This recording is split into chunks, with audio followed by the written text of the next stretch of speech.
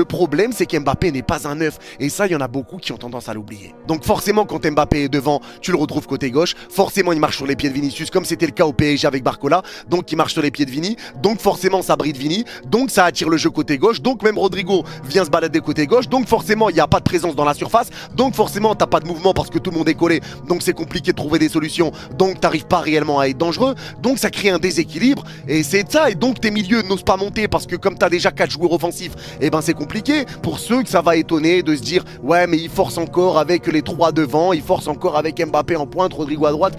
Les mecs, c'est là qu'il faut le tenter. Parce que oui, je pense que le meilleur système, si ça doit fonctionner pour le Real Madrid, c'est celui-là. Maintenant, c'est un projet qui est compliqué, mais tu es obligé de donner du temps de jeu à tes joueurs pour que tes joueurs s'adaptent à un système, parce que forcément, il y a des choses qui changent. Et la première chose qui change, encore une fois, c'est la présence d'Mbappé. Et il y en a qui vont encore une fois tomber dessus ou je ne sais quoi. Les gars, moi je vous le dis et je le répète,